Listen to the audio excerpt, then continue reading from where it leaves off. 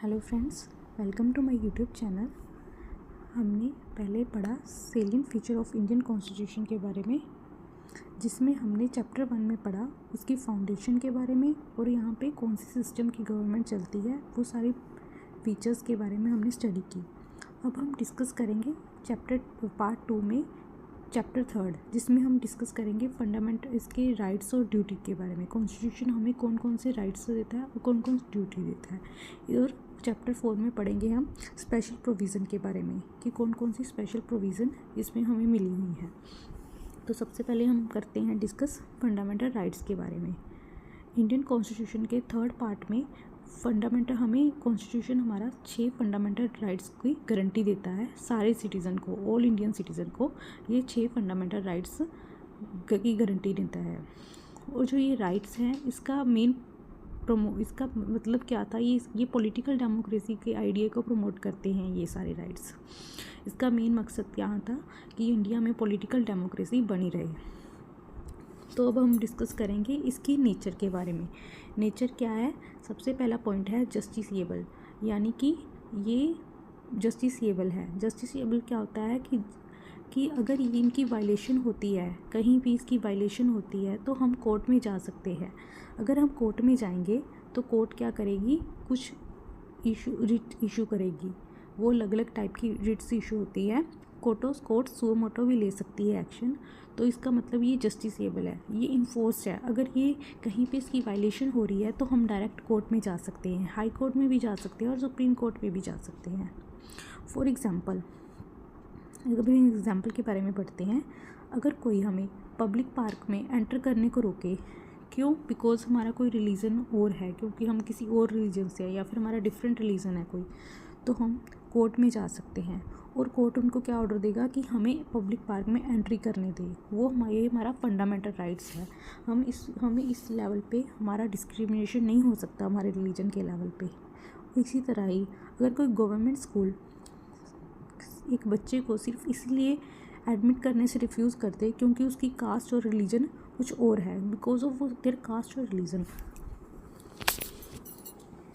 तो जज उस स्कूल को ऑर्डर करेगा कि बच्चों को इमीडिएटली एडमिट करे, क्योंकि यहाँ पे बच्चे का फंडामेंटल राइट का वायलेशन हो रहा है। हमारा कॉन्स्टिट्यूशन में हमें फंडामेंटल राइट है कि हमें किसी भी तरह का भेदभाव नहीं होगा, ना ही हमारी कास्ट में ना ही रिलीजन में।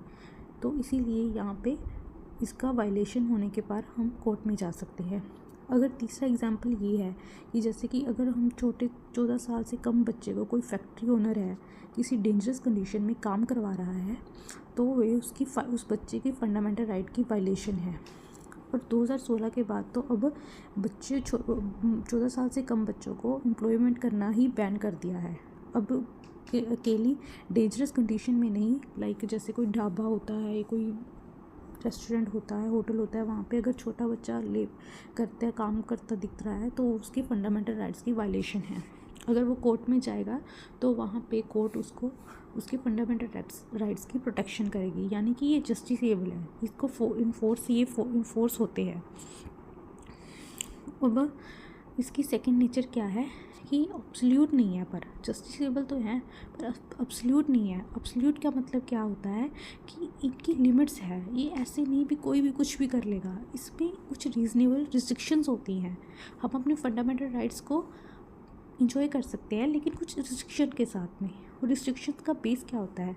क्योंकि हमारी इंडिया की सॉवरेनिटी और इंटीग्रिटी को बचाने के लिए, ठीक है ना। दूसरे नंबर पे है पब्लिक ऑर्डर और सेफ्टी के लिए। तीसरे नंबर पे है डिसेंसी और मोरालिटी के लिए। कुछ ऐसा ना लगे कि दूसरे देखने वाले को वल्गर लगे या फिर कुछ ऑब्सीन कुछ भी, तो वहाँ पे किसी हमारे फंडामेंटल राइट्स की इंजॉय करते हुए दूसरे के फंडामेंटल राइट्स की वायलेशन ना हो। तो इन सब के लिए ये रीजनेबल रिस्ट्रिक्शंस लगाई जाती हैं। आगे है डिफेमेशन। अगर हम किसके मान को हानि करते हैं तो भी ये फंडामेंटल राइट्स पे रिस्ट्रिक्शंस लगती है। आगे है friendly relations with foreign states. हमारे किसी फॉरेन स्टेट्स के साथ फ्रेंडली रिलेशन है, उसको बरकरार रखने के लिए भी इस पर रिस्ट्रिक्शंस लगाई जाती हैं। आगे है कंटेम्प्ट ऑफ कोर्ट का अगर कंटेम्प्ट कोई करता है, कोर्ट की जजमेंट्स का कोई कंटेम्प्ट करता है, तब भी इस पर रिस्ट्रिक्शंस लगेंगी। आगे है इंटरेस्ट ऑफ जनरल पब्लिक, जहाँ पे जनरल पब्लिक का इंटरेस्ट आ जाए वहाँ पे भी फंडामेंटल राइट्स की रिस्ट्रिक्शन लगाती है। अब हम एक एग्जाम्पल पढ़ेंगे कि कैसे उस पर रिस्ट्रिक्शन लगती है। जैसे कि freedom of speech versus public order. हमें अब फंडामेंटल राइट्स में एक हमारा राइट है फ्रीडम ऑफ स्पीच, हमें बोलने की आज़ादी है, हम अपने ओपिनियन को एक्सप्रेस कर सकते हैं। बट इसका मतलब ये नहीं कि हम ऐसा कुछ बोल दें जिससे दंगे हो जाएं या फिर कुछ ऐसा झूठ फैला दें जिससे किसी को नुकसान पहुंचे। तो वहाँ पे रिस्ट्रिक्शंस ज़रूर लगेंगी। वहाँ पे गवर्नमेंट हमारे फंडामेंटल राइट्स पे रिस्ट्रिक्ट करेगी कि हाँ क्या बोलना है, कितना बोल सकते हैं। उसके बाद है सेकंड पॉइंट है freedom of movement versus security. अब हम कहीं भी इंडिया में ट्रैवल कर सकते हैं, ये हमारा फंडामेंटल राइट्स है, movement, freedom of movement. But कहीं कुछ ऐसे सेंसिटिव मिलिट्री जोन्स होते हैं जहाँ पे इंडिया की सिक्योरिटी मेंटेन करना ज़रूरी है। वहाँ पे गवर्नमेंट हमें एंट्री करने से रोक सकती है ताकि इंडिया की सिक्योरिटी को कोई खतरा ना हो। कुछ ऐसे सेंसिटिव मिलिट्री जोन्स होते हैं जहाँ पे इंडिया की सिक्योरिटी बरकरार रखनी ज़रूरी है, तो वहाँ पे भी हमारे फंडामेंटल राइट्स पर रिस्ट्रिक्शंस लग सकती है। तो कहने का मतलब ये है कि ये लिमिट्स, इनकी लिमिट्स है ये, और रिस्ट्रिक्शंस लगती हैं इन पे। अब आगे एग्जांपल हमें पढ़ेंगे freedom of religion versus health. Okay, तो एक एग्जांपल पढ़ते हैं कि हम पता है हम कोई भी रिलीजन को प्रैक्टिस कर सकते हैं, उसको फॉलो कर सकते हैं, लेकिन अगर वो रिलीजन पब्लिक हेल्थ को हार्म करे या फिर उस मोरालिटी को हेल्थ करे तो स्टेट इंटरफेयर कर सकती है। ठीक है ना, तो गवर्नमेंट के पास पावर है कि वो रीजनेबल रिस्ट्रिक्शंस लगा सकती है। ठीक है ना, तो अगर रीजनेबल रिस्ट्रिक्शंस लगा सकती है तो इसका ये पॉइंट भी है। दूसरा एंगल ये भी है कि गवर्नमेंट इसको अनफेयरली, रिस्क रहता है कि गवर्नमेंट इसको अनफेयरली यूज़ कर सकती है। तो हमारा जो लीगल सिस्टम है वो गवर्नमेंट इसको अनफेयरली यूज़ ना करे, तो उस पर कुछ मेन सेफ गार्ड्स हैं कि हाँ हमें लिमिट्स हैं हमारे फंडामेंटल राइट्स पे, गवर्नमेंट उसको रिस्ट्रिक्ट कर सकती है, लेकिन ऐसे नहीं ना कि कुछ भी कर दे, गवर्नमेंट आर्बिट्री बिहेव करे। तो उस पर तीन हमारा लीगल सिस्टम है जो 3 सेफगार्ड यूज़ करता है। पहला है टेस्ट ऑफ रीजनेबलनेस, कि उस जो फंडामेंटल रिस्ट्रिक्शन पे लगाई हुई है राइट पे, उसका रीजनेबलनेस का टेस्ट चेक करता है कि वो रीजनेबल है भी या नहीं। दूसरे नंबर पे है जुडिशियल रिव्यू, जुडिशरी चेक करती है कि हाँ ये सही है कि नहीं है। तो आगे है हमारी, जब भी कुछ ऐसा देखना होता है, इसको गोल्डन ट्रायंगल रूल होता है कि गवर्नमेंट कुछ आर्टिकल 14, 19 और 21 को इकट्ठे पढ़ती है कि इसमें से ऐसे ना हो कि दो आर्टिकल्स तीसरे आर्टिकल्स तीसरे आर्टिकल्स पे वो लगाए, रिस्ट्रिक्ट लगाए। तो इसको हमें ध्यान रखना पड़ता है। आगे है fundamental rights are not sacrosanct. Sacrosanct का मतलब होता है ये परमानेंट नहीं होते, इसको गवर्नमेंट कॉन्स्टिट्यूशनल अमेंडमेंट के साथ कर्टेल कर सकती है। जैसे कि राइट टू प्रॉपर्टी पहले हमारा फंडामेंटल राइट था आर्टिकल 31 के अंडर, लेकिन 44th कॉन्स्टिट्यूशनल अमेंडमेंट ने इसको एक लीगल राइट बना दिया और वहाँ से रिमूव कर दिया फंडामेंटल राइट को। अब ये लीगल राइट है, कोई ये फंडामेंटल राइट नहीं है। उसके बाद है दूसरा पॉइंट है कि इसको हम नेशनल इमरजेंसी के दौरान सस्पेंड भी हो जा सकते हैं। कुछ सारे राइट्स सस्पेंड हो सकते हैं except the right granted by article 20 और 21। ये आर्टिकल हमारे वहीं पे रहेंगे, बाकी सारे राइट्स सस्पेंड हो सकते हैं। ठीक है, तो हमने फंडामेंटल राइट्स को स्टडी किया। अब हम पढ़ेंगे directive principle of state policy TPS पे, है ना। और इनको ऐसे हम देख सकते हैं, ये मोरल रोड मैप है गवर्नमेंट के लिए। चाहे ये फंडामेंटल राइट्स की तरह इन्फोर्सेबल नहीं है, लेकिन ये गवर्नेंस में फंडामेंटल कंसीडर किए जाते हैं, बहुत ज़रूरी डायरेक्टिव प्रिंसिपल्स हैं। यानी कि गवर्नमेंट कोई भी पॉलिसी बनाने के टाइम इनको ध्यान में रखती है कि इनको इन्फोर्स कराया जा सके, इनको मैक्सिमम इनकी पालना हो जा सके, तो गवर्नमेंट इनका ध्यान रखती है। अगर हम इसकी बात करें तो हम इसको 3 ब्रॉड कैटेगरीज में डिवाइड कर सकते हैं, जैसे कि socialistic principle, Gandhian principle, liberal intellectual principle. अब हम इसके बारे में पढ़ेंगे कि ये क्या है। सोशलिस्टिक प्रिंसिपल, इसका क्या एम होता है? इसका एम होता है सोशल और इकोनॉमिक जस्टिस प्रोवाइड करना। हमारी सोसाइटी में लोगों को सोशल और इकोनॉमिक जस्टिस प्रोवाइड हो, तो ये सोशलिस्टिक प्रिंसिपल है। इनको ध्यान में रखकर गवर्नमेंट अपनी पॉलिसीज़ बनाती है। फॉर एग्जांपल आर्टिकल 39A, इसमें क्या है? इसमें क्या ये प्रिंसिपल बताता है कि गवर्नमेंट की ड्यूटी है इक्वल जस्टिस और फ्री लीगल एड, गरीब बंदे को फ्री लीगल एड प्रोवाइड करना, जिससे क्या वो जैसे कोई केस है तो अगर उसके पास पैसा नहीं होगा, लॉयर नहीं कर सकता, तो वो उसको जस्टिस नहीं मिलेगा। तो हमारी गवर्नमेंट में फ्री लीगल एड का प्रोविज़न है कि वो उसको फ्री लीगल एड प्रोवाइड करवाना। आगे है गांधीयन प्रिंसिपल। गांधीयन प्रिंसिपल क्या है? जो गांधी जी की आइडियोलॉजी पे बेस है। जैसे कि आर्टिकल 40 में क्या है? विलेज पंचायत की ऑर्गेनाइजेशन, यानी कि विलेजेस में पंचायत होंगी जो ग्रास रूट लेवल पे काम करेंगी। तो ये गांधी जी का आइडिया था और ये गांधीयन प्रिंसिपल में अडॉप्ट किया गया है। आगे है लिबरल और इंटेलेक्चुअल प्रिंसिपल। लिबरलिज्म की आइडियोलॉजी को रिफ्लेक्ट करते हैं, तो ये लिबरल प्रिंसिपल्स हैं। फॉर एग्जांपल आर्टिकल 44 में क्या है? Uniform civil code for the citizen, मतलब कि सारे लोगों के लिए एक ही सिविल कोड हो, एक ही। लेकिन अभी ये इन्फोर्सेबल नहीं है। लाइक अभी क्या है कि हिंदूज़ के लिए अलग ला है हिंदू मैरिज एक्ट, ठीक है, सिख के लिए अलग है आनंद सिख मैरिज एक्ट। तो DPSP गवर्नमेंट की क्या पॉलिसी है अभी अब हमने फंडामेंटल राइट्स और DPSP के बारे में बेसिक स्टडी कर लिया। अब हम अलग अलग सिनेरियो पे पढ़ेंगे कि कैसे फंडामेंटल राइट्स और DPSP ओवरलैप करते हैं। कई बार सिचुएशन ऐसी आती है कि ये दोनों आपस में कॉन्फ्लिक्ट भी हो जाते हैं। कई बार 2 फंडामेंटल राइट्स भी कॉन्फ्लिक्ट होते हैं, कई बार 2 DPSP आपस में कॉन्फ्लिक्ट करते होते हैं। तो इसमें से बैलेंस कैसे आता है, ये सब हम स्टडी करेंगे। जैसे कि पहला सिनेरियो हम देखते हैं article 39D for overlap between fundamental rights and DPSP। जब फंडामेंटल राइट्स और DPSP में ओवरलैप होता है, यानी दोनों आपस में ओवरलैप करते हैं, वही फंडामेंटल राइट्स भी वही कह रहा है, DPSP भी वही कह रहा है। जैसे कि फॉर एग्जांपल आर्टिकल 39D, ये DPSP है। ये क्या कहता है? ये स्पेसिफिकली मैंडेट करता है कि इक्वल वर्क के लिए इक्वल पे मिलनी चाहिए। जिसने बराबर काम किया है उसको बराबर पे ही मिलनी चाहिए, किसी को कम या ज़्यादा नहीं मिलनी चाहिए। उसी तरह से आर्टिकल 15 जो हमारा फंडामेंटल राइट्स है, वो बोलता है कि सेक्स के बेस पर डिस्क्रिमिनेशन को प्रोहिबिट करता है, यानी कि कोई मर्जी जेंडर हो उसको डिस्क्रिमिनेट नहीं किया जाएगा किसी भी बेस पे। तो ये दोनों एक तरीके से आपस में ओवरलैप कर रहे हैं। तो इस सिचुएशन में कैसे वर्क करेगा? इसमें जैसे कि अभी हमारा आया इक्वल रिम्यूनरेशन एक्ट 1976। इसमें क्या था? सभी को इक्वल पे मिलेगी, equal pay for every gender. अब क्या है? DPSP ने तो पॉलिसी गोल प्रोवाइड कर दिया कि हाँ equal pay for equal work. उसी तरह से फंडामेंटल राइट्स ने उसको लीगल अथॉरिटी दे दी कि हमने DPSP को हमारा पॉलिसी गोल था, लेकिन अगर सरकार ने कोई एक्ट पास किया तो फंडामेंटल राइट्स भी उसको लीगलाइज कर रहा है, उसको सही बोल रहा है भी हाँ हमारा फंडामेंटल राइट्स भी वही बोल रहा है जो DPSP में कहा गया है।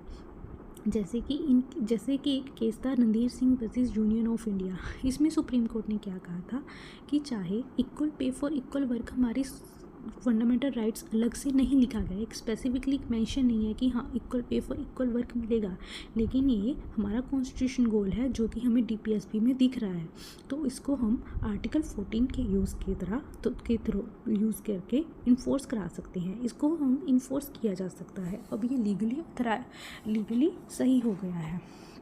और दूसरा एग्जांपल है कि जैसे कि सेक्सुअल हैरेसमेंट के बाद वर्क प्लेसेस पे जो सेक्सुअल हैरेसमेंट होती थी उसके अगेंस्ट कोई लॉ नहीं था कई सालों तक। महिलाओं के साथ बहुत बुरा व्यवहार होता था वर्क प्लेसेस पे कई जगह पे। तो सुप्रीम कोर्ट ने क्या किया? सुप्रीम कोर्ट ने आर्टिकल 21 और 14 को इकट्ठे यूज़ किया। आर्टिकल 21 क्या है? Right to life and dignity, and article 14 है राइट टू इक्वालिटी, यानी कि सभी बराबर हैं। तो उसको DPSP में यूज़ करते हुए विशाखा गाइडलाइंस क्रिएट की और उसके बाद पोश एक्ट आया, ठीक है ना। तो इसमें क्या हुआ? दोनों सिनेरियो में फंडामेंटल राइट्स और DPSP वर्क ओवरलैप कर गए और उन दोनों को इकट्ठे यूज़ करके एक लॉ बना। अब आगे है हमारा दूसरा सिनेरियो है फंडामेंटल राइट्स जब डीपीएसपी के साथ कॉन्फ्लिक्ट करते हैं। अब ये सिचुएशन क्या है कि इसमें फंडामेंटल राइट्स तो कुछ और कह रहा है और डीपीएसपी कुछ और रहा है, तो इस सिचुएशन में क्या होगा। पहले तो हम एक एग्जांपल देखते हैं, इसको समझते हैं एग्जांपल से। जैसे हमारा फंडामेंटल राइट है आर्टिकल 25 जो कि है रिलीजियस राइट है। रिलीजियस राइट क्या है कि हमें अपना कोई भी रिलीजन प्रैक्टिस कर सकते हैं, फॉलो कर सकते हैं। अब ये क्या है हमारा जो लिबरल डीपीएसपी था आर्टिकल 44 जिसके बारे में हमने पहले भी पढ़ा था, यूनिफॉर्म सिविल कोड, अभी इसके साथ कॉन्फ्लिक्ट कर रहे हैं। एक बार एकदम से कह रहे हैं कि हाँ सभी के लिए एक लाल होगा, सभी के यूनिफॉर्म सिविल कोड होगा, सिविल कोड एक ही होगा। लेकिन आर्टिकल 25 क्या है, रिलीजियस राइट, जिसमें हम अपना धर्म को हमने अपने धर्म के अनुसार अपनी जो मर्जी हम कर सकते हैं। लेकिन कई रिलीजियस ग्रुप क्या आर्ग्यू करते हैं, जो पर्सनल लॉ होते हैं वो रिलीजियस प्रैक्टिस का इसेंशियल पार्ट है। पर्सनल लॉ जैसे कि मैरिज वगैरह हो गई, मेंटेनेंस हो गई, डिवोर्स हो गए, ये सारे पर्सनल लॉ हैं। तो ये वो क्या मानते हैं कि उनकी रिलीजियस प्रैक्टिस का इम्पोर्टेंट एसेंशियल पार्ट है। इसीलिए जो अगर यूसीसी यूनिफॉर्म सिविल कोड अगर ज़रूरी हो गया तो ये उनका रिलीजियस राइट को वायलेट करेगा, उनके फंडामेंटल राइट्स को वायलेट करेगा। अगर यूनिफॉर्म सिविल कोड आ गया तो उनके फंडामेंटल राइट्स को वायलेट करेगा। अब क्या है, पर मिनर्वा एक हमें एक पीछे से बैकग्राउंड से हमें एक जजमेंट पास हुई थी Minerva mill case. Minerva mills case में क्या था, जो सुप्रीम कोर्ट था उसने रूल किया कि जो कॉन्स्टिट्यूशन है वो इन दोनों के बैलेंस पे खड़ा है, इनकी बैलेंस के बेडरॉक पे खड़ा है। यानी कि कोई भी एक ऐसे नहीं हो सकता एक की ज़्यादा वैल्यू और दूसरे की कम, दोनों बराबर हैं, दोनों का बैलेंस होना बहुत ज़रूरी है। अब और कोर्ट ने कहा था कि हमें किसी भी लॉ को इस तरीके से इंटरप्रेट करना है कि ये दोनों को इफ़ेक्ट करे, यानी दोनों को प्रभाव में डाले, किसी एक को भी डिस्ट्रॉय ना करे, यानी कि दोनों चीज़ें फॉलो हो जाए, हमारा रिलीजियस राइट भी फॉलो हो जाए और साथ ही साथ डीपीएसपी भी हमारा फॉलो हो, डीपीएसपी को भी लॉस ना हो। तो इसने क्या किया, वैसे कोर्ट ने क्या कहा था उसमें कि जो यूनिफॉर्म सिविल कोड है वो पर्सनल लॉ में सेकुलर एरिया से ओवरराइड कर सकता है। यानी सेकुलर एरिया में क्या होगा, वो उससे ज़्यादा उसकी तवज्जो ज़्यादा होगी यूनिफॉर्म सिविल कोड की। जैसे कि पर्सनल लॉ कौन से होते हैं, इनहेरिटेंस और मैरिज। बिकॉज क्या है, ये अकेले फेथ नहीं है, ये हमारा ओनली रिलीजन नहीं है कि हाँ हमारा इनहेरिटेंस में हमें क्या मिलेगा हमारे माँ बाप से और हमारी क्या मैरिज एज होगी, ये सारे सोशल जस्टिस है। क्योंकि इसके रिलीजन का सहारा लेके बहुत लोग के साथ सोशल इंजस्टिस हो जाता है। अगर सपोज करो ना किसी की शादी जल्दी हो जाए क्योंकि उसका रिलीजन कुछ हो रहा है और किसी की लेट हो जाए, तो एक तरह सोशल इंजस्टिस होगा, उसकी ज़िंदगी ख़राब हो सकती है। तो ये सब क्या है, ये मैटर ऑफ सोशल जस्टिस है, कुछ पर्सनल लॉ। तो यहाँ पे प्योर फेथ को हम ज़्यादा इम्पोर्टेंस नहीं दे सकते। जैसे कि शाह बानो केस में क्या था, मुस्लिम पर्सनल लॉ का सेक्शन 125 CRPC जिसमें मेंटेनेंस का था, उसके साथ कॉन्फ्लिक्ट हो रहा था। मुस्लिम पर्सनल लॉ कुछ और बोल रहा था और ये मेंटेनेंस का कोड कुछ और कह रहा था, तो इस आपस में कॉन्फ्लिक्ट हो रहे थे। तो इसमें बैलेंस क्या हुआ कि जो सेकुलर लॉ होते हैं, जैसे कि मेंटेनेंस लॉ एक सेकुलर लॉ है, तो ये हर एक को एवरीवन को वही अप्लाई होगा ताकि कोई गरीब ना हो जाए रिलीजन के कारण। उसका रिलीजन ये था इसलिए उसको मेंटेनेंस कम मिली, तो इसके कारण तो उसके साथ वो गरीब हो सकता है ना आगे जाके। तो इसीलिए पॉवर्टी को प्रिवेंट करने के लिए ये पर्सनल सेकुलर लॉ जो हर एक को अप्लाई होता है, यहाँ पे यूनिफॉर्म सिविल कोड आगे हो जाता है। अब उसके बाद में हम अगला सिनेरियो पढ़ेंगे कि जब दो फंडामेंटल राइट्स आपस में कॉन्फ्लिक्ट करते हैं, यानी कि एक फंडामेंटल राइट्स के कारण उसको इन्फोर्स कराते हुए दूसरे फंडामेंटल राइट्स का वायलेशन होता है। तो उस सिचुएशन में क्या होता है, उसमें क्या होता है, जुडिशरी सब्सटेंसिव जस्टिस और बैलेंसिंग ऑफ इंटरेस्ट का प्रिंसिपल यूज़ करती है। यानी कि इंटरेस्ट बैलेंस हो, किसी एक का भी कोई ज़्यादा फ़ायदा ना हो, दोनों को बैलेंस हो, तब ये सिचुएशन हैंडल होती है। अब हम एग्जांपल लेंगे, जैसे कि हमें प्रोटेस्ट करने का राइट दिया हुआ है आर्टिकल 19 में, और वैसे ही आर्टिकल 9 में हमें मूवमेंट का भी राइट दिया हुआ है, हम कहीं भी जा सकते हैं। अब क्या है, प्रोटेस्टर्स हैं कोई विरोध करने वाले आ गए, उन्होंने हाईवे को ऑक्यूपाई कर लिया ताकि उनकी बात सुनी जाए, वो अपना विरोध करना चाहते हैं। लेकिन जो वहाँ से आने जाने वाले लोग हैं उनको वो हाईवे यूज़ करना है, वहाँ पे किसी को काम पे पहुँचना है, किसी को हॉस्पिटल में भी जाना हो सकता है, किसी का एग्ज़ाम भी हो सकता है, यानी कुछ भी हो सकता है। लेकिन एक तरफ से वो बोलेंगे कि हमारा तो प्रोटेस्ट करने का राइट है, लेकिन साथ में दूसरे का राइट भी तो है, फंडामेंटल राइट की राइट को मूवमेंट का राइट है। तो इस सिचुएशन में जैसे कि शाहीन बाग केस में यही हुआ था, तो कोर्ट ने क्या रूल किया था कि हम प्रोटेस्ट का राइट इस तरीके से एक्सरसाइज नहीं कर सकते कि हम पब्लिक वेज को ब्लॉक कर दें, जिसके कारण क्या है मूवमेंट का राइट हमारा वायलेट हो जाए। कई लोगों का अभी कितने लोगों को वहाँ से जाना होगा, तो उनका मूवमेंट का राइट वायलेशन हो गई। तो वहाँ पे क्या हुआ, उसको जनरल पब्लिक के राइट ने उसको राइट टू प्रोटेस्ट को वहाँ पे उसको ओवरराइड कर दिया, वहाँ पे जनरल पब्लिक की मूवमेंट का राइट आगे हो गया। तो इसी सिनेरियो में सेकंड पार्ट पे हम कि राइट टू रिलीजन और राइट टू इक्वलिटी, एक है राइट टू रिलीजन और दूसरे आर्टिकल 25 में और आर्टिकल 14 में है राइट टू इक्वलिटी, हमें इक्वल है। तो कोई भी ऐसी रिलीजियस प्रैक्टिस है, जैसे कि किसी सपोज करिए, एग्जांपल कीजिए कि हाँ एक टेंपल में लेडीज़ नहीं आ सकती या फिर स्पेसिफिक कास्ट नहीं आ सकती, तो वहाँ पे एक रिलीजियस प्रैक्टिस है, वो आर्टिकल 25 का यूज़ करते हुए कहेंगे कि हाँ ये तो हमारी रिलीजन में लिखा हुआ है, हमें अपना रिलीजन का राइट एक्सरसाइज करने की पावर है, तो हम राइट टू इक्वालिटी को वायलेट करेंगे। तो इस केस में क्या हुआ, तो साबरीमाला का एग्जांपल लेते हैं। साबरीमाला केस 2018 में, उसमें कोर्ट ने क्या रूल किया कि जो इंडिविजुअल डिग्निटी होती है और इक्वालिटी होती है हमारी कॉन्स्टिट्यूशन की फाउंडेशन है, हमारा कॉन्स्टिट्यूशन पर बेस है, अगर वो ही हिल जाएगी तो हमारे कॉन्स्टिट्यूशन को हानि होगी। यानी कि अगर हम किसी पर्टिकुलर कास्ट को या फिर पर्टिकुलर जैसे अकेली वुमेन को एंट्री नहीं करने दे रहे, तो ये उनकी इक्वालिटी का राइट है भी, हाँ वो इक्वालिटी राइट नहीं हो रहा है यहाँ पे एक्सरसाइज। तो यहाँ पे क्या है, तो उन्होंने जजमेंट की कि जो राइट टू इक्वालिटी है और वो वहाँ पे क्या करेगा, ओवरवेट कर रहा है रिलीजियस मैनेजमेंट राइट के, जो टेंपल अथॉरिटी का रिलीजियस मैनेजमेंट का राइट है उस पर वो ओवरवेट कर रहा है, उसकी वैल्यू ज़्यादा है, वहाँ पे राइट टू इक्वालिटी होना ज़्यादा ज़रूरी है। तो उनको परमिशन मिल गई, ठीक है। तो हम ये 3 सिनेरियो पढ़े। अब आगे सिनेरियो है कि जब 2 DPSP आपस में कॉन्फ्लिक्ट करते हैं तब सिचुएशन कैसी होती है। तब क्या होती है सिचुएशन, तब भी वैसे ही है, बैलेंस फॉर्म करना पड़ता है। और बैलेंस का बेस क्या होता है, administrative priority and judicial interpretation, कि यानी कि प्रशासन की क्या प्रायोरिटी है, क्या उसकी महत्वता है, उसने किस चीज़ को महत्वता ज़्यादा देनी है, और क्या जुडिशरी उस चीज़ को इंटरप्रेट कर रही है, जुडिशरी उस कानून को कैसे इंटरप्रेट करती है, तो वैसे बैलेंस मिलेगा। जैसे कि इन्वायरमेंट वर्सेस लाइवलीहुड। अब आर्टिकल 14 थे, क्या है कॉन्फ्लिक्ट का हो गया।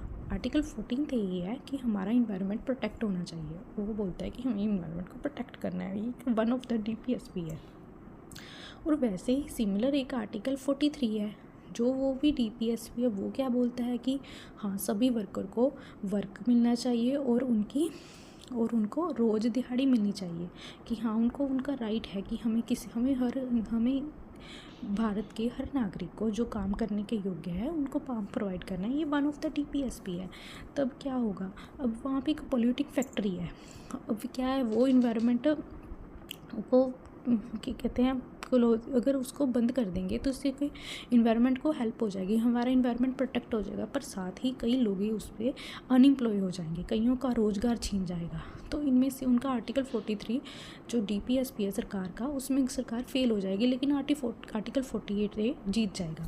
तो अब इसमें क्या है, कोर्ट ने क्या यूज़ किया कंसेप्ट, कोर्ट ने यूज़ किया सस्टेनेबल डेवलपमेंट का, यानी कि डेवलपमेंट करनी है लेकिन हमारे इन्वायरमेंट को बिना नुकसान पहुँचाए। इसका मतलब ये होता है कि हमने अपनी इन्वायरमेंट को नुकसान नहीं पहुँचाना, उसको पूरा ध्यान रख रहे हैं, तब हमारी डेवलपमेंट सही है, अदरवाइज़ नहीं है। इसलिए उन्होंने फैक्ट्री को लो कर दिया ताकि लोगों का रोज़गार बचा रहे। लेकिन अगर वो फैक्ट्री सिर्फ तभी काम करेगी अगर वो पोल्यूशन फ़िल्टर को इंस्टॉल करेगी अपनी फैक्ट्री में, पोल्यूशन फ़िल्टर को, जिससे पोल्यूशन कम होगा और लोगों का रोज़गार भी बना रहेगा और हमारे इन्वायरमेंट को भी नुकसान नहीं होगा। तो ये बैलेंस का बहुत अच्छा एग्जाम्पल है। आगे है social reform versus welfare funding. अभी सोशल रिफॉर्म और वेलफेयर फंडिंग में कैसे कॉन्फ्लिक्ट होता है हम देखते हैं। आर्टिकल 47 क्या कहता है कि स्टेट को अल्कोहल पे बैन करना चाहिए। Alcohol is not good for health, तो एक सोशल रिफॉर्म है भी, हाँ हमें उसको बैन करना चाहिए।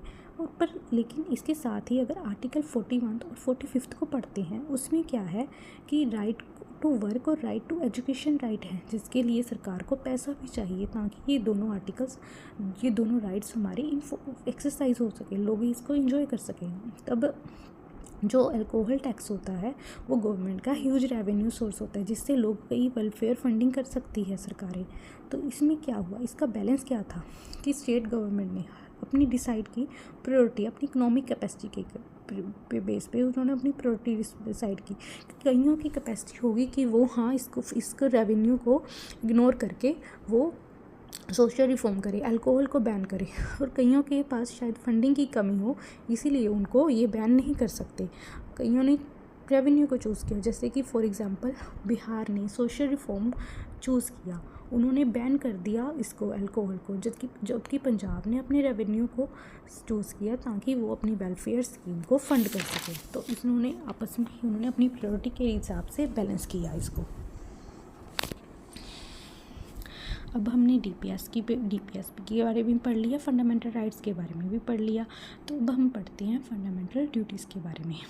और ये ड्यूटी क्या है, फंडामेंटल ड्यूटीज़ हैं हमारी हर सिटीज़न की। कुछ अगर वो राइट्स एंजॉय कर रही हैं तो उनकी कुछ ड्यूटीज़ भी हैं हमारी सोसाइटी के प्रति, उनको वो भी करनी चाहिए, ड्यूटीज़ भी निभानी चाहिए ताकि वो अपनी राइट्स को अच्छे से यूज़ कर सके, राइट को एंजॉय कर सकते। और फंडामेंटल राइट्स क्या, ड्यूटीज़ क्या थी, ये ओरिजिनल कॉन्स्टिट्यूशन का पार्ट नहीं थी, ये इनको बाद में ऐड किया गया है 47 अमेंडमेंट 1976 में, पार्ट 4 में कॉन्स्टिट्यूशन में, जिसमें सिर्फ एक आर्टिकल है 51A, जिसमें 10 ड्यूटीज़ थी, जिसको हमने 86 लेकिन, और जो लास्ट वाली थी वो 86 अमेंडमेंट 2002 में डाली गई। तो अभी 11 फंडामेंटल ड्यूटीज़ हैं हमारे कॉन्स्टिट्यूशन में। और इसकी रिकमेंडेशन हुई थी स्वर्ण सिंह मेहता कमेटी की। 42nd अमेंडमेंट में 10 फंडामेंटल ड्यूटीज़ हुई, ये कमेटी बनी, उसकी रिकमेंडेशन पे ये ड्यूटीज़ ऐड हुई, पर बाद में एक और ऐड हुई 2002 में। तो टोटल 11 फंडामेंटल ड्यूटीज़ हैं। अब इनकी कैरेक्टरिस्टिक्स क्या हैं, इनकी विशेषताएं क्या है कि ये भी नॉन इन्फोर्सेबल है, जैसे कि डीपीएसपी नॉन इन्फोर्सेबल है कि हाँ हम उसकी वायलेशन पे कोर्ट में नहीं जा सकते कि हाँ, लेकिन पार्लियामेंट अगर इनको इन्फोर्स कराना चाहे तो लॉ इनेक्ट कर सकती है, जैसे कि for example prevention of insult to national honour act. तो ये पार्लियामेंट ने कानून पास किया जिससे उसने फंडामेंटल ड्यूटी को इन्फोर्स कराया। वैसे ये इन्फोर्सेबल नहीं थी, फंडामेंटल राइट्स की तरह इन्फोर्सेबल नहीं थी। अब क्या है, इनकी दूसरी फीचर कैरेक्टरिस्टिक ये है कि कुछ तो इसमें सिविक होती हैं और कुछ मॉरल्स होती हैं। कुछ तो ठीक है, एक नागरिक की तरह हमारा फ़र्ज़ है कि हर नागरिक का वो करना चाहिए, एक सिविक ड्यूटी है, और कुछ है हमारी मॉरल्स में, जो हाँ हमारे एक नैतिक अधिकार भी है कि हमें वो चीज़ करनी चाहिए। और ये इसकी तीसरा फीचर है कि ये सिटीज़न पे लागू होती हैं, फॉरेनर्स पे नहीं होती, बाहर वाले लोगों के लिए ये नहीं होगी, हमारे इंडियन सिटीज़न के लिए ये अप्लाई होती है। अब हम पढ़ते हैं फंडामेंटल राइट्स और फंडामेंटल ड्यूटीज़, यानी कि ये आपस में कैसे काम करते हैं, फंडामेंटल राइट्स और फंडामेंटल ड्यूटीज़।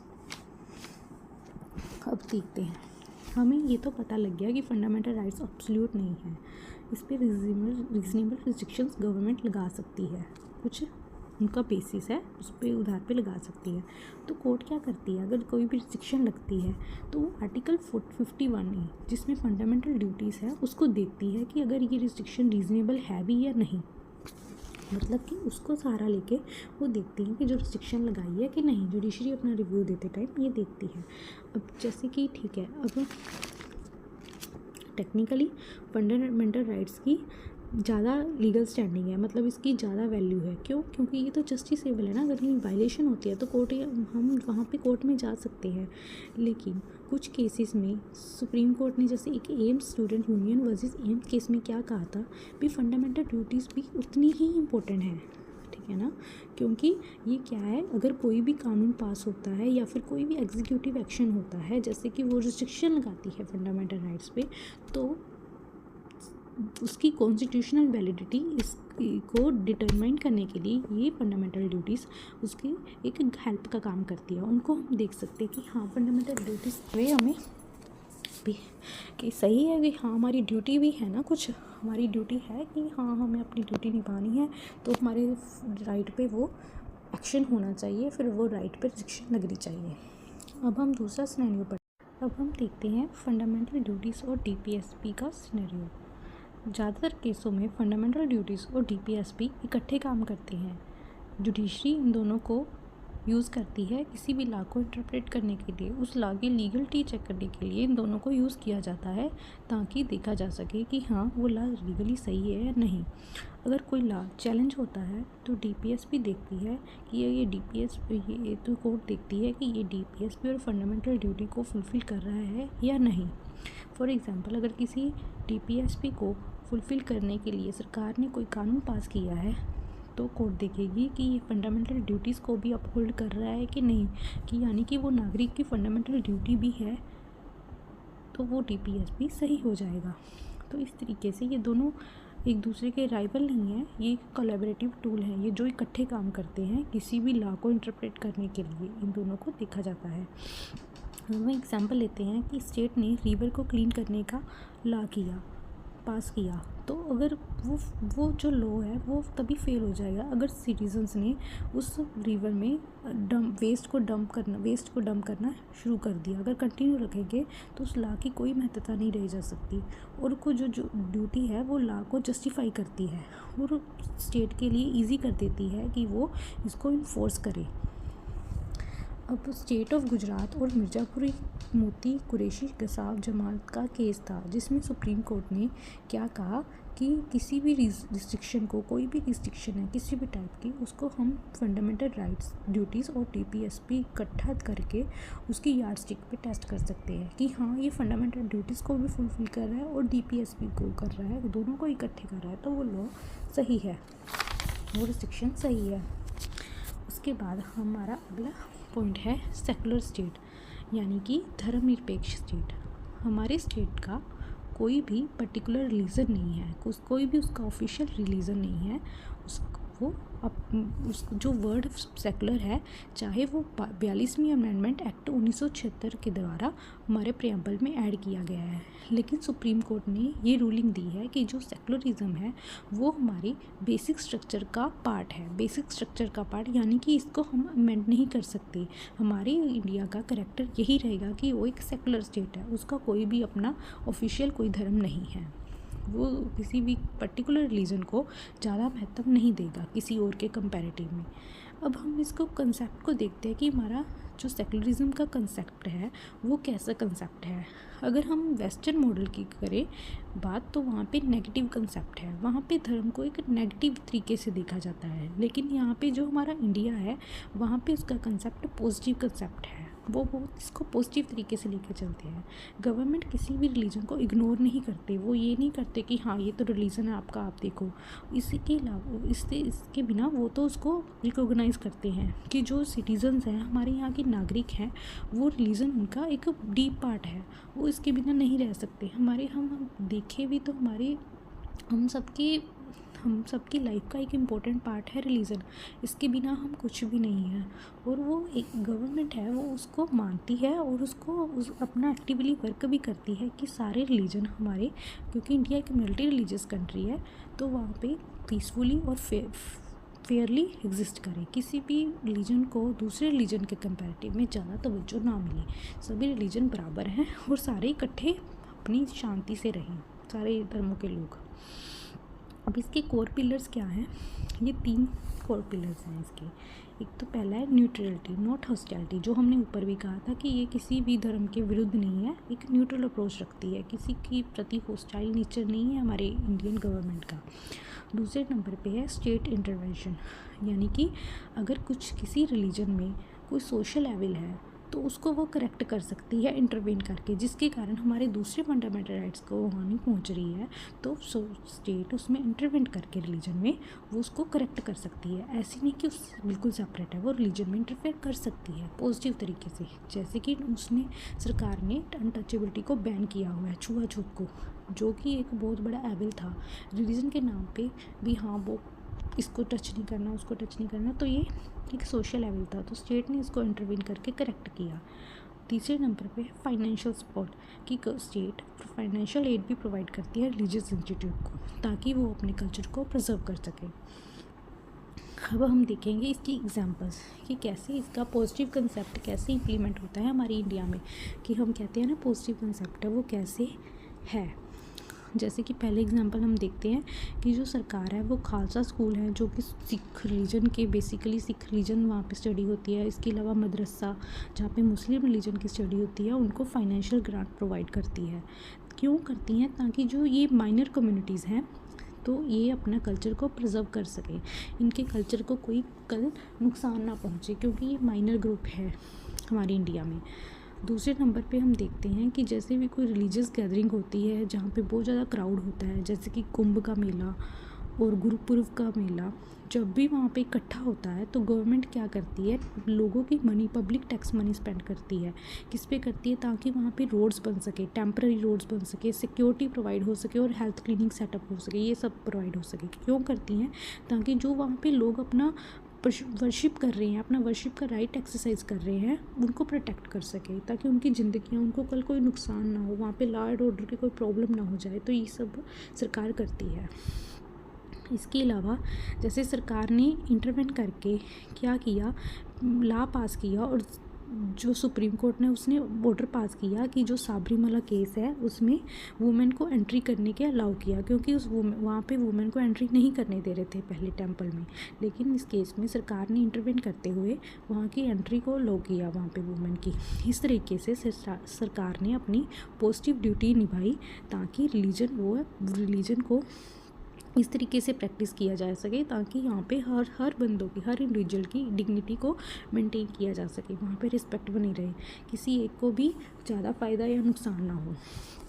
इसीलिए इसको पॉजिटिव कहा जाता है। इस सरकार ने, स्टेट ने पॉजिटिव स्टेप लिए हैं कि कैसा एनवायरनमेंट क्रिएट किया जाए जहाँ पे अलग अलग धर्मों के लोग आराम से रह सकें, यहाँ पे उनको कोई दिक्कत ना हो, किसी एक धर्म के कारण दूसरे धर्म वाले लोगों को इन्फीरियर या फिर उसको कोई डिग्निटी इफेक्ट ना हो। तो ये सरकार ने सारे पॉजिटिव स्टेप्स लिए। अब आगे है, हमने चैप्टर 3 पढ़ लिया, चैप्टर 4 है स्पेशल प्रोविजंस, जो अब हम स्टडी करेंगे। सबसे पहले है यूनिवर्स अडल्ट फ्रेंचाइज, यानी कि इसका मतलब क्या होता है कि इंडिया का हर अडल्ट नागरिक को वोट करने का राइट है, चाहे वो किसी भी धर्म का हो, चाहे किसी की कास्ट का हो, जो उसका जेंडर कुछ भी हो, कोई भी रेस का हो, उसके कोई भी एजुकेशन बैकग्राउंड हो, पढ़ा लिखा नहीं है, पढ़ा लिखा कोई बात नहीं, इलिटरेट कुछ भी है, उसका कोई भी सोशल स्टेटस है, अमीर है गरीब है, सबको राइट है वोट करने का। तो इसको बोलते हैं यूनिवर्स अडल्ट फ्रेंचाइज। अब इंडिया में क्या है, इंडिया में इसकी वोटिंग एज है 18 साल, यानी कि 18 साल से ऊपर हर एक नागरिक को वोट करने का अधिकार है। वो अपने वोट का अधिकार इस्तेमाल कर सकता है सरकारों को चुनने के लिए। अब इंडिया जैसे कंट्री के लिए ये क्यों इम्पोर्टेंस है, यहाँ पे यूनिवर्स अडल्ट फ्रेंचाइज होना क्यों इम्पोर्टेंस है? क्योंकि ये इक्वालिटी प्रमोट करता है, चाहे वो किसी भी धर्म का है, किसी भी कास्ट का, हर एक बंदे को अधिकार है। इससे इक्वालिटी प्रमोट होती है, सब बराबर हैं, किसी को कोई कम नहीं है। दूसरे नंबर पे ये इंडियन डेमोक्रेसी को भी स्ट्रेंथन करता है। इंडियन डेमोक्रेसी में जितने ज़्यादा लोग पार्टिसिपेट करेंगे, वो लोग उतनी ही उसकी डेमोक्रेसी स्ट्रेंथ होगी, मजबूत होगी, यहाँ पे लोगों की सरकार होगी। आगे क्या है, ये कॉमन बंदों को पावर देता है। कॉमन इंसान चाहे वो गरीब है, उसको भी वोट करने का अधिकार है, वो भी अपने वोट का अधिकार यूज़ करता है सरकार को चुनने में और हटाने में। इसके अलावा ये यूनिटी इन डाइवर्सिटी मेंटेन करता है, क्योंकि हर एक धर्म का लोग, चाहे वो कोई भी है, उसमें पार्टिसिपेट करेगा, तो यहाँ पे उसमें आपस में यूनिटी बन के रहेगी। किसी एक धर्म को या किसी एक भाषा वाले व्यक्ति को या फिर किसी एक जेंडर को, मतलब हमारा इंडिया डाइवर्स कंट्री है, तो इसमें यूनिटी मेंटेन करने के लिए ये इम्पोर्टेंट है। और एक गवर्नमेंट रिस्पॉन्सिबल बनती है कि उनको पता है कि अगर हम अच्छे से काम करेंगे तब भी हम टिक सकते हैं, नहीं तो हमें लोग अगले इलेक्शन में हटा देंगे, ठीक है ना। तो ये सब इम्पोर्टेंट है इंडिया के लिए। आगे हम पढ़ते हैं सिंगल सिटीजनशिप, यानी कि क्या कि हर इंडिया का हर एक नागरिक पूरी कंट्री का नागरिक है, किसी पर्टिकुलर स्टेट का नहीं है। जैसे कि यूएसए में डुअल सिटीजनशिप है, वहाँ पे फेडरेशन का अलग है, स्टेट का अलग है। लेकिन हमारे यहाँ क्या है, हमारा हर एक नागरिक सिर्फ इंडिया का नागरिक है, किसी पर्टिकुलर स्टेट का नहीं है। सिंगल सिटीजनशिप का फ़ायदा क्या होता है, इससे नेशनल यूनिटी बनी रहती है। जैसे कि कॉमन फीलिंग, हाँ भी हम भारत के नागरिक हैं, ना ही किसी पर्टिकुलर स्टेट के या फिर किसी एरिया के, हम वो नहीं है, हम एक भारत के नागरिक हैं। जिससे क्या होता है, रीजनलिज्म रिड्यूस होता है, यानी कि किसी एरिया का पर्टिकुलर, हाँ एरियावाद, जैसे कोई एरिया का खास लोग हैं वो अलग अलग दूसरों को देखेंगे, नहीं। इससे नेशनल यूनिटी प्रमोट होती है, सभी को इक्वल राइट्स मिलते हैं। यानी कि हर एक बंदा एक स्टेट का बंदा वहाँ किसी दूसरे स्टेट में जाके सेटल भी हो सकता है, पढ़ भी सकता है, स्टडी भी कर सकता है, प्रॉपर्टी भी बाय कर सकता है, इक्वल राइट्स मिलते हैं अक्रॉस द इंडिया। आगे है, ये फ्री मूवमेंट और एम्प्लॉयमेंट को भी इंकरेज करता है। अब वो लोग वहाँ पे फ्री मूवमेंट को इंकरेज करेगा तो वहाँ इकोनॉमिक ग्रोथ होगी, जिस जगह पे वो जाएंगे एम्प्लॉयमेंट मिलेगी। तो ये सब कुछ इम्पोर्टेंट है सिंगल सिटीजनशिप में। उसके बाद है इंडिपेंडेंट बॉडीज़। हमारी कुछ यहाँ पे सेपरेट इंस्टीट्यूशंस हैं जो क्या करते हैं, इंडिपेंडेंट इंस्टीट्यूट है जो सेपरेटली गवर्नमेंट कंट्रोल से सेपरेट वर्क करते हैं, उनका गवर्नमेंट का कोई कंट्रोल नहीं होता। और ये हमारे इंडिया में ज़रूरी भी है। जैसे कि कुछ कॉन्स्टिट्यूशंस हैं, election commission of India, UPSC, CAG, controller and auditor general, finance commission, national human right commission, central information commission, central vigilance commission और आरबीआई। ये सभी इंडिपेंडेंट बॉडीज़ हैं और ये गवर्नमेंट के कंट्रोल के बिना काम करती हैं अपना इंडिपेंडेंटली। अब इनकी इंपॉर्टेंस क्या है, जैसे इलेक्शन कमीशन है, अगर इलेक्शन कमीशन इंडिपेंडेंट होगा तो यहाँ पे इलेक्शंस फेयर होंगे, ट्रांसपेरेंट होंगे, जिसके कारण डेमोक्रेसी प्रोटेक्ट होगी लोगों की क्योंकि ये भारत की सरकार, भारत की डेमोक्रेसी वही होती है जहाँ पे लोगों की सरकार लोगों द्वारा चुनी गई होती है। तो ये डेमोक्रेसी को प्रोटेक्ट करता है। मिसयूज़ ऑफ पावर का मिसयूज़ नहीं होने देता कि किसी के पास ज़्यादा पावर है तो वहाँ पे अगर वो अपनी पावर का इस्तेमाल करता है तो वहाँ उसको कंट्रोल करने के लिए ये बॉडीज़ की एग्जिस्टेंस ज़रूरी है। उसके बाद है ट्रांसपेरेंसी और अकाउंटेबिलिटी को मेंटेन रखता है। इसके अलावा मेरिट बेस्ड रिक्रूटमेंट, जैसे कि यूपीएससी है, उसमें क्या होता है, यूपीएससी कंडक्ट करते हैं एग्ज़ाम्स जिसमें ऑल इंडिया सर्विसेज के एम्प्लॉयज़ आते हैं, तो वहाँ पे मेरिट बेस्ड रिक्रूटमेंट होती है। ऐसे नहीं कि किसी पर्टिकुलर को फेवरेट होता है, वहाँ पे एक इंडिपेंडेंटली एग्ज़ाम कंडक्ट किया जाता है। उसके बाद है सिटीजन्स के राइट को प्रोटेक्ट करना, जैसे कि नेशनल ह्यूमन राइट कमीशन। ये क्या होता है, अगर किसी सिटीज़न के राइट को अफेक्ट होता है तो वहाँ पे वो खुद सुओ मोटो एक्शन लेके उसको प्रोटेक्ट करती है। ये बॉडी पब्लिक का ट्रस्ट बिल्ड करके रखती है, जैसे कि सेंट्रल इंफॉर्मेशन कमीशन। अब आरटीआई डाल के हम किसी भी इंफॉर्मेशन को अपनी तरफ ले सकते हैं, एक्वायर कर सकते हैं, जिससे क्या है पब्लिक का ट्रस्ट बना रहता है हमारे इंस्टीट्यूशन। उसके बाद है एमरजेंसी प्रोविज़न्स। ये एमरजेंसी प्रोविज़न्स क्या होती हैं, ये कुछ ऐसी सिचुएशन होती है जैसे कि अगर इंडिया में कोई वार टाइप की सिचुएशन हो जाए, एक्सटर्नल एग्रेशन हो जाए, कोई इंटरनली डिस्टर्बेंस हो जाए, या फिर कुछ फाइनेंशियल क्राइसिस हो जाए, कुछ भी हो जाए, कुछ एबनॉर्मल कंडीशन हो जाए, तो ये सेंट्रल गवर्नमेंट को इनसे डील करने के लिए स्पेशल पावर देती हैं। ये प्रोविज़न्स ऐसी हैं जो कि उनको स्पेशल पावर देंगी। अभी ये किस में आती हैं, यहाँ हमारे आर्टिकल 352 से लेकर 360 तक ये इसमें कवर होती हैं। पार्ट 18 में ये सब इमरजेंसी प्रोविज़न्स हैं। 352 में है नेशनल इमरजेंसी, 356 में है स्टेट इमरजेंसी, 360 में है फाइनेंशियल इमरजेंसी। इनकी ज़रूरत क्या पड़ी, इनकी ज़रूरत तब पड़ती है जब हमें अपनी नेशनल सिक्योरिटी को प्रोटेक्ट करना होता है, क्योंकि इस एमरजेंसी कंडीशन में हमारी सिक्योरिटी पे थ्रेट हो सकता है। तो उसको प्रोटेक्ट करने के लिए ये प्रोविज़न्स ज़रूरी हैं कि वहाँ पे सेंटर को पावर मिले और वो सिचुएशन को हैंडल कर सके। जब उनके पास पावर होगी तभी वो हैंडल कर सकते हैं। उसके बाद है यूनिटी और इंटीग्रिटी को मेंटेन करने के लिए। अब हमने पहले ही डिस्कस किया है कि इंडिया एक मल्टी रिलीजियस कंट्री है, डाइवर्स कंट्री है, तो उसको मेंटेन करने के लिए ये प्रोविज़न की ज़रूरत होती है to handle failure of state government. अब आर्टिकल 356 में क्या है, स्टेट इमरजेंसी लग जाती है। जब स्टेट गवर्नमेंट किसी तरीके से वहाँ पे स्टेट मशीनरी फेल हो जाती है तो वहाँ पे सेंट्रल इंटरप्ट करके वहाँ पे अपना गवर्नर को जो होता है वो अपॉइंट करके उसके थ्रू सरकार चलाती है। तो वहाँ पे क्या होता है, स्टेट गवर्नमेंट फेल होने के बाद सेंटर के पास पावर आ जाती है। अब किसी टाइप का फाइनेंशियल क्राइसिस होता है उसको भी इस एमरजेंसी प्रोविज़न से डील किया जा सकता है। ये बेसिकली जो एमरजेंसी प्रोविज़न्स होती हैं वो डेमोक्रेसी को सेव करने के लिए होती हैं। इसकी थ्योरी यही है कि एक्सट्रीम डेंजर की कंडीशन में कभी ऐसा डेंजर हो जाए जो नहीं होना चाहिए, एक्सट्रीम टाइप का, तब स्टेट के पास पावर है कि वो कुछ सस्पेंड कर दे टेम्पररी तौर पे, ना कि परमानेंटली, कुछ नॉर्म्स को सस्पेंड कर दे जो नॉर्मल चल रही हैं चीज़ें, ताकि स्टेट और उसका डेमोक्रेटिक सिस्टम सही रह सके। ये ताकि जो सब कुछ चल रहा है वो ख़त्म ना हो जाए, तो वहाँ पे स्टेट इंटरप्ट करके उनका यूज़ करके एमरजेंसी प्रोविज़न का सिचुएशन हैंडल कर सकती है।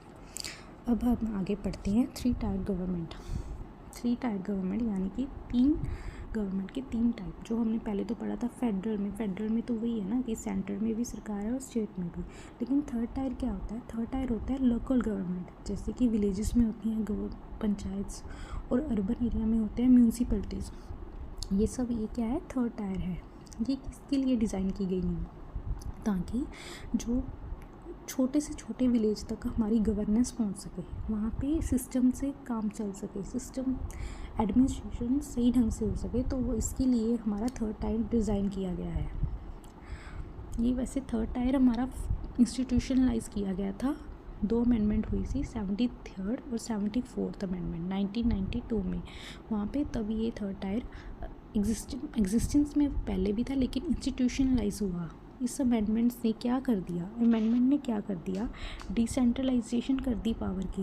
पहले क्या था, ठीक है, ऊपर से कोई टॉप डाउन अप्रोच था, यानी कि ऊपर से कोई पॉलिसी आती है, नीचे उसको इम्प्लीमेंट करवाया जाता है। लेकिन क्या है, हर एरिया की प्रॉब्लम अलग है, हर विलेजेस का कुछ डिफाइन है, अलग अलग प्रॉब्लम्स हैं, अलग अलग उनके रिसोर्सेज हैं, तो वो अप्रोच हर एक के लिए नहीं चल सकता, क्योंकि हर एक को पता है कि हमारी प्रायोरिटी क्या है।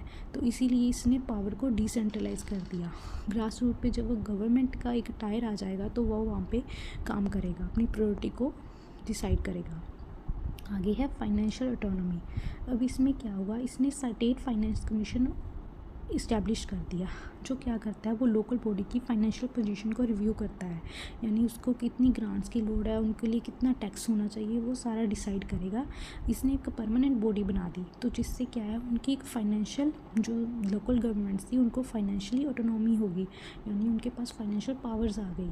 ठीक है, उसके बाद है अकाउंटेबिलिटी एंड रेगुलेटरी। इसके कारण क्या हुआ, अब पहले तो ठीक है होती थी लोकल गवर्नमेंट, लेकिन वो इतनी उनकी इंपॉर्टेंस नहीं थी। अगर वो डिज़ोल्व हो जाती थी, कई टाइम इलेक्शंस नहीं होती थी।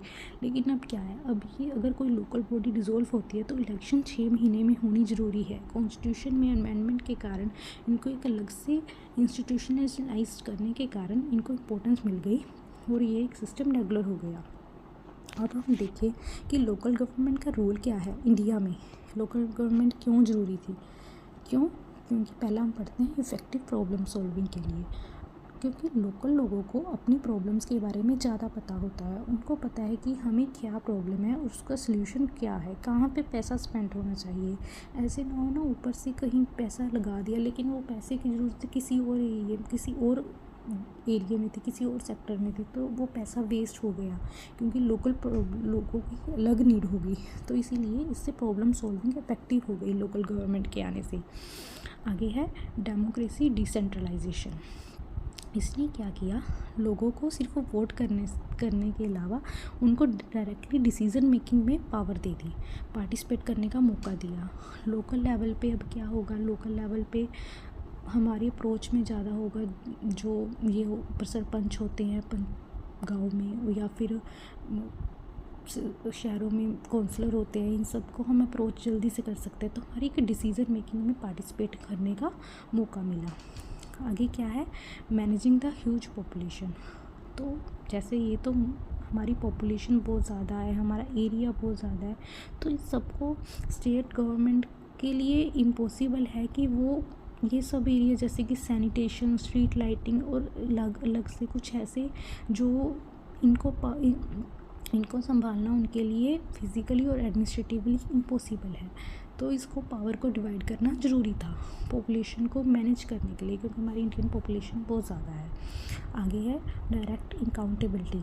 अब सिटी अगर हमारे अप्रोच से अगर हमारे अप्रोचेबल हो गए सरपंच और म्यूनसिपल काउंसलर, तो हमें उनको पता है कि उनको लोगों को जवाब देना है, तो उनका काम ग्रास रूट लेवल पे दिखेगा हमें। अगर वो नहीं करेंगे तो तो उनको अकाउंटेबिलिटी डायरेक्ट हो गई उनकी। आगे है सस्टेनेबल डेवलपमेंट। अब सस्टेनेबल डेवलपमेंट क्या है, वही जो डेवलपमेंट करनी है तो हमारे इन्वायरमेंट को नुकसान करे बिना। अब जैसे कोई कोस्टल विलेज है फॉर एग्जांपल, वो क्या करेगा, वो प्रायोरिटाइज़ करेगा सी वॉल्स को बिल्ड करना, लेकिन जो रेतीले इलाके में गांव होंगे वो क्या करेंगे, वहाँ पे वाटर हार्वेस्टिंग को प्रायोरिटाइज़ करेंगे। हर एक की प्रॉब्लम लगे तो सोल्यूशन भी अलग अलग होगा, उनकी प्रायोरिटीज़ अलग अलग होंगी। तो जो लोकल गवर्नमेंट होती है वो साइट स्पेसिफिक सोल्यूशन प्रोवाइड करती है। वहाँ से लोगों को उनको पता है कि हमको अपने एरिया का पता है कि हमारे एरिया में ये प्रॉब्लम है, उसका सोल्यूशन ये है। तो ये वन साइड फिट ऑल जो नेशनल पॉलिसी है जो मिस कर देती है, वो ये लोकल गवर्नमेंट्स हेल्प करती हैं उस सब के लिए। तो थैंक यू मेरा वीडियो देखने के लिए, थैंक यू सो मच।